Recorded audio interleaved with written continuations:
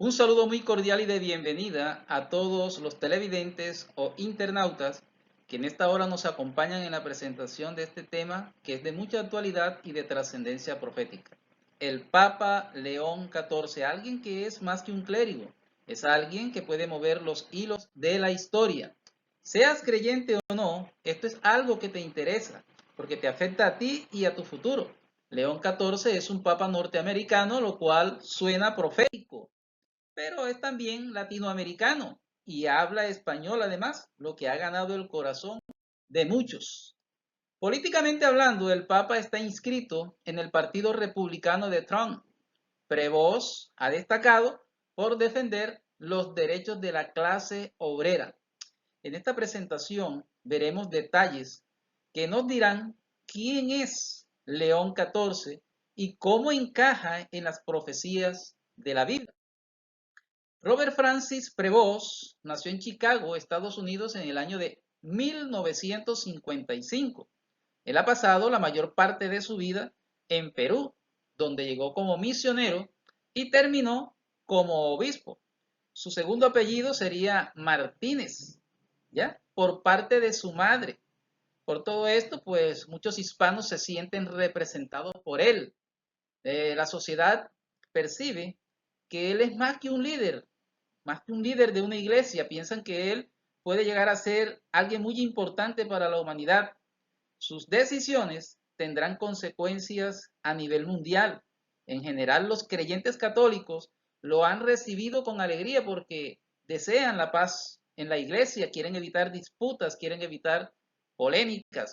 Por lo general, los creyentes católicos desean que la iglesia se adapte al mundo de hoy y tienen poco interés por verificar lo que está escrito realmente en las Sagradas Escrituras, en la Santa Biblia. ¿Ya? Robert Prevost está registrado en el Partido Republicano, es decir, es votante de Donald Trump. Ahora, la pregunta que debemos hacer no es, ¿significa esto que tiene alguna alianza con Trump? No. Prevost es votante republicano, pero esto no nos debe sorprender porque es lo que se esperaba. Se esperaba que un cristiano como Prevost vote al partido que defiende la familia tradicional, los valores cristianos, en vez de votar a la izquierda que impulsa una moral diferente, atea y apoya aborto. El hecho de que Prevost sea votante de Trump muestra un vínculo, una sintonía, ¿ya? Pero no es algo definitivo porque ellos tienen también sus desacuerdos y tienen otros vínculos que no están en la superficie. Por ejemplo, los dos tienen interés en una ley dominical, un tema que une tanto a católicos como a protestantes.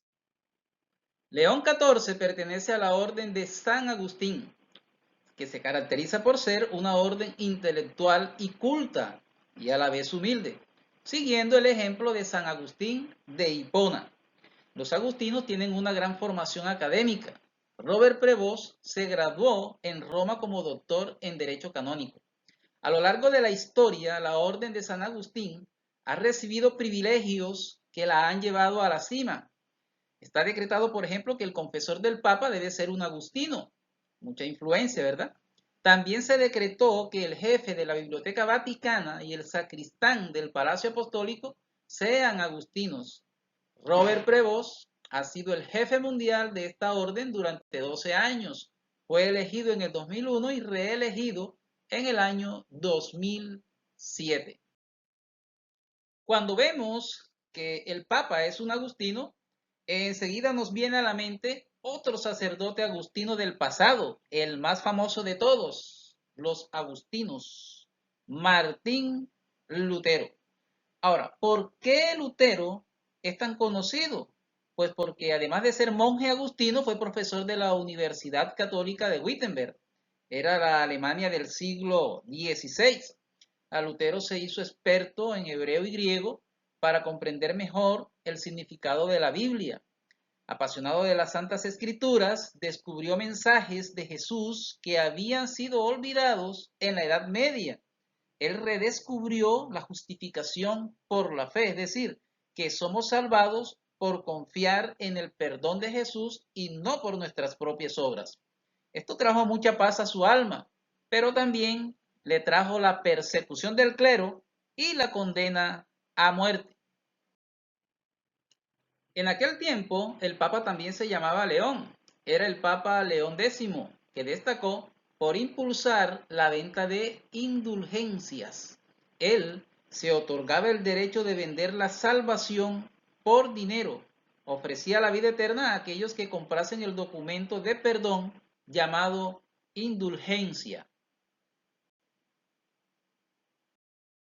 Ante este atropello, Martín Lutero protestó. Dijo que la salvación era por fe, gratuita y que no podía venderse por dinero, pero pagó muy caro el haberse entrometido con el Papa León X, que se comportó realmente como un león, tratando de quemar a Lutero en la hoguera.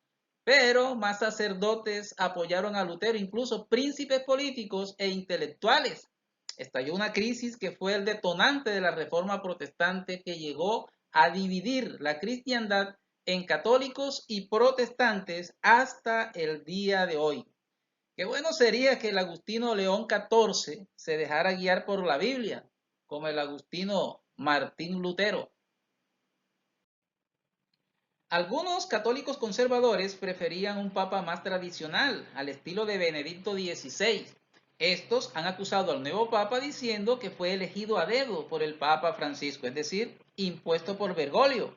Pero esto no es exactamente así, aunque es algo parecido, que sí cumple los reglamentos electorales del cónclave. Ahora, ¿cómo se ha asegurado la continuidad de la línea de Francisco? Sucedió en 3 etapas. Primera etapa, nuevos cardenales. Según la agencia CNN, el Papa Francisco nombró en sus 12 años a 108 nuevos cardenales. 108 son muchos porque dijo que se necesitaba una renovación generacional en esta área y también porque dijo que algunos países nunca habían tenido un cardenal y merecían tener uno. Naturalmente, 108 cardenales de su misma línea progresista y de su entera confianza. Segunda etapa, los más viejos no votan. Según el reglamento del cónclave, los cardenales mayores de 80 años quedan fuera de las votaciones a nuevo papa. Solo hasta los 80 años pueden ser cardenales electores, con lo cual la mayoría de los cardenales que fueron nombrados por Benedicto XVI y papas anteriores ya no pueden votar por tener más de 80 años, mientras que los que fueron elegidos por Francisco son menores de 80 años y por tanto son los electores. Tercera y última etapa, el cónclave. A la hora de la votación resulta que de un total de 135 cardenales, 108 han sido elegidos directamente por el Papa Francisco, son el 80% de los electores. Es cierto que son los cardenales los que eligen al nuevo Papa, pero cuidado, porque a su vez esos cardenales han sido elegidos por el Papa Francisco. De esta forma, los cambios que se han hecho en la Iglesia en los últimos años se consolidan. Así, el papado sigue adelante avanzando en su nueva agenda. Pero hay que concluir que el reglamento eclesiástico sí se ha respetado. Y lo más importante, la mayoría de los católicos así lo desean y prefieren apoyar a la institución porque en general los cristianos de hoy están interesados en modernizar a la Iglesia más que en hacer una reforma de obediencia a la Biblia. Los católicos que se oponen a León XIV son una minoría y aunque protesten, son vistos como un sacrificio necesario para poder avanzar. Hagámonos una pregunta, ¿será León XIV un continuador de las reformas de Francisco? Todo parece indicar que sí. Hace años Bergoglio fue elegido papa no por casualidad, fue elegido en base a su perfil progresista anterior, un perfil renovador. Francisco fue elegido papa para hacer cambios, para adaptar la iglesia a la sociedad actual, y lo hizo. Por tanto, no es que el papa elegido se le ocurre hacer cambios, no. Es al contrario, el Vaticano quiere hacer cambios y para ello elige a la persona más adecuada para hacerlos. En el caso del cardenal Prevost sucede lo mismo. Todo nos indica que él seguirá con las reformas, esas reformas progresistas de Francisco, por varias razones. Veamos. Primero, el perfil de Prevost. El perfil de interés social de Robert Prevost y su tendencia progresista están en la misma línea marcada por Bergoglio. Por eso se hizo digno de su confianza. El Papa Francisco le nombró cardenal. En segundo lugar, el Papa Francisco promocionó a Prevost. El Papa Francisco promovió a Prevost de forma fulgurante en el año 2023, dándole grandes responsabilidades en el Vaticano. Le nombró prefecto del dicasterio para los obispos, es decir, jefe de todos los obispos del mundo y encargado de la selección de los candidatos a nuevos obispos. También le nombró presidente de la Comisión Pontificia para América Latina, además de nombrarle cardenal destacado. Hay que tener en cuenta que en el colegio cardenalicio hay en general 3 niveles de rango: cardenales presbíteros, cardenales diáconos y cardenales obispos. Francisco le dio a Robert Prevost el cargo de mayor rango, el de cardenal obispo. Desde entonces Prevost ya vivía en el Vaticano. Y la tercera y última etapa es que fue colaborador de Francisco. Oficiales de la Curia Vaticana ya pueden hablar y declaran que Robert Prevost fue el elegido de Francisco. Han publicado que tenía una gran cercanía con él, que se reunía con él todos los sábados y que depositó en Prevost una gran confianza. Por tanto, él va a seguir la línea de Francisco. Vamos a hablar un poco del nombre elegido por el actual Papa, León XIV. Robert Prevost ha tomado como nuevo nombre León XIV y dice que lo ha hecho en honor al Papa León XIII por su labor social a favor de los obreros. ¿Qué sucedió en realidad con León XIII? Así está escrito en la historia. Imagina la Europa del siglo XIX en plena revolución industrial. Multitudes trabajan en las fábricas en condiciones muy malas, casi de esclavitud, miseria, el abuso, despierta movimientos sindicales para reclamar condiciones mucho más dignas. Estos sindicatos son de ideología de izquierda atea y estas ideas hacen que muchos obreros abandonen la Iglesia Católica. Para colmo, el clero apoya a los ricos y condena a los sindicatos. Esto hace que aún más personas salgan de la Iglesia Católica para unirse a la lucha sindical. Hay grandes huelgas, los empresarios tratan de imponerse mediante la policía, estalla la violencia, las represalias. Hay muertos y heridos en muchas ciudades. Los escándalos se publican en los periódicos y muchos creyentes acusan a la iglesia de apoyar estos abusos. Los fieles católicos ahora están confundidos, desorientados. Entonces el Vaticano entiende que necesita cambiar o perderá la influencia en las ciudades y el Papa cambió de actitud, creando sindicatos católicos que ayudaran a los obreros para que estos no tuvieran que irse a los sindicatos de la izquierda atea. Efectivamente, el Papa León XIII escribió la encíclica Rerum Novarum, donde el Vaticano se preocupa por primera vez de mejorar el salario y la calidad de vida de los obreros. Allí pide unas condiciones de vida más dignas para los trabajadores y dice que los gobiernos deben crear leyes para respetar el día de descanso semanal para ellos, o sea, el domingo. Así, cuando Prevost toma el nombre de León XIV, muestra que quiere continuar con la labor de León XIII también. León XIII trabajó por una ley dominical para que los obreros pudieran asistir a la misa. Esto hace pensar a muchos que León XIV también trabajará para conseguir una ley dominical. Y esta ley dominical afectaría la libertad de los que guardan el sábado bíblico, el cuarto mandamiento, según está escrito en los 10 mandamientos en Éxodo capítulo 20. En la política actual de los Estados Unidos, el famoso Proyecto 2025 describe las medidas que debería tomar el gobierno de Donald Trump y este plan incluye la ley dominical, es decir, legislar el descanso dominical para que los cristianos puedan asistir a la iglesia cada domingo. ¿Y cuándo se pondrá en marcha esta ley dominical? Pues no lo sabemos. Fíjense que en el año de 1888 se propuso una ley dominical nacional en el Congreso de los Estados Unidos. Y esa ley dominical estuvo a punto de ser impuesta como ley nacional. Se debatió en el Parlamento porque las instituciones cristianas así lo pedían. ¿Y quién era el Papa entonces? Pues era León XIII precisamente, uno de los impulsores de aquella ley dominical. Y ahora León XIV toma su nombre para seguir sus pasos. Hoy, cuando la ley dominical está en el programa 2025, en el plan de leyes del Partido Republicano, el nuevo Papa del Partido Republicano toma ese nombre emblemático, León XIV, ¿ya? Pero recuerda que con la fe no hay nada que temer, porque este león lo es solo de nombre. El verdadero león es Cristo Jesús, el león de la tribu de Judá.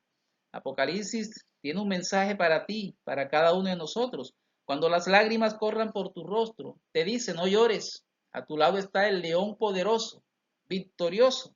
No llores, he aquí el león de la tribu de Judá, la raíz de David, ha vencido. Es muy seguro que recuerdes al Papa Juan Pablo II. Antes de ser Papa fue líder de la Iglesia en Polonia, era un país del ámbito soviético. Los expertos están de acuerdo en que el hecho de ser un Papa polaco fue decisivo para avanzar la agenda política de la Europa del Este y la desintegración de la Unión Soviética. Juan Pablo II fue elegido Papa por una razón y también hoy León XIV ha sido elegido por una razón. Aquel Papa polaco fue clave en los cambios del bloque soviético. Así también ahora, un Papa norteamericano puede avanzar el cumplimiento de las profecías en los Estados Unidos. ¿Quieres saber por qué un Papa de los Estados Unidos suena profético? Apocalipsis capítulo 13 nos presenta a dos bestias simbólicas. La propia Biblia nos da las claves para interpretar esta escena. La primera bestia está en Europa y representa al papado. La segunda bestia está en América y representa a los Estados Unidos de Norteamérica. Al final de los tiempos, las dos bestias se alían y trabajan juntas para crear la imagen de la bestia. Es una institución político-religiosa que recibe la adoración del mundo entero. Realiza milagros fascinantes con el poder del diablo y la humanidad entera está asombrada, entusiasmada. También es intolerante y persigue a los que son fieles a Dios, los que guardan los 10 mandamientos de Éxodo 20, que incluye el sábado como día de reposo. Entonces el dragón se llenó de ira contra la mujer y se fue a hacer guerra contra el resto de la descendencia de ella, los que guardan los mandamientos de Dios y tienen el testimonio de Jesucristo. Dios hará cumplir las profecías cuando Él quiera y pueda hacerlo con un papa de los Estados Unidos y también puede hacerlo con un papa de Nigeria o de Sri Lanka o de Pekín o de Estambul, por ejemplo, porque el país de origen del papa no es algo definitivo en absoluto. Pero qué emocionante es ver un papa de los Estados Unidos, porque parece que el regreso de nuestro Señor Jesucristo estuviera más cerca todavía. En nuestro mundo de hoy, las señales del fin se han cumplido. Todas las fichas están alineadas para la crisis final. La humanidad siente que está llegando a su límite, no solamente por la polución.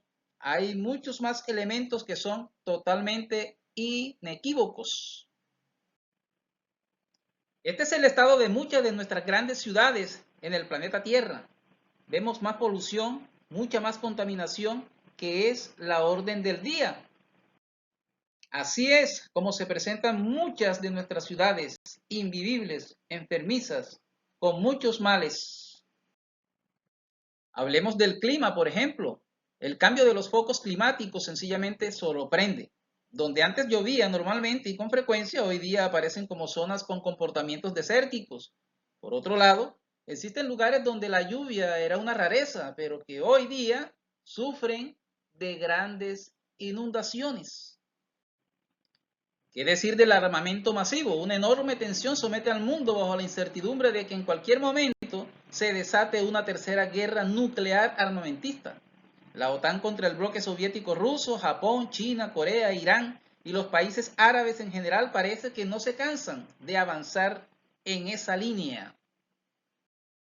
A la par, podemos encontrar el peligro de la inteligencia artificial. Si bien este desarrollo trae grandes beneficios, también es cierto que estamos bajo un peligro inminente.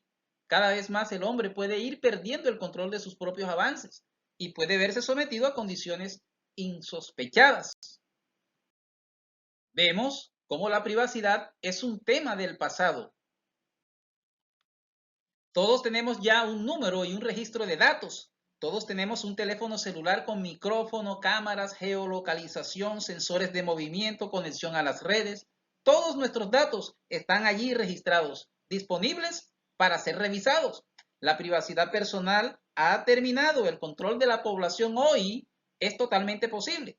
León XIII fue el que estableció la doctrina social de la Iglesia. No sé cuántos de ustedes escucharon hablar de la doctrina social de la Iglesia Católica. La doctrina social de la Iglesia es en lo que se basan los sacerdotes, digamos, que patrocinan a los sindicatos y a los movimientos sociales o movimientos socialistas, básicamente, en toda Latinoamérica. Todas las guerrillas que hubieron, todos los movimientos sociales hasta el día de hoy, fueron patrocinados por la Iglesia Católica. La doctrina social de la Iglesia la establece este Papa León XIII por los años de 1800, ¿sí? En la época de nuestros pioneros. Varias cosas llaman la atención. También tuvimos hace días lo que pasó el 1 de mayo a Donald Trump, presidente de los Estados Unidos, mencionando algo muy interesante. Él dijo, se habla mucho acá de separación de iglesia y Estado. Tenemos que empezar a olvidarnos de eso. Fueron sus palabras textuales. Entonces, están soplando vientos y los que no tengan su fe afianzada sobre la palabra del Señor van a abandonar en las primeras presiones que se sucedan. Todo está listo para la culminación de las profecías y su glorioso final. ¿Todo será? ¿De verdad está todo listo?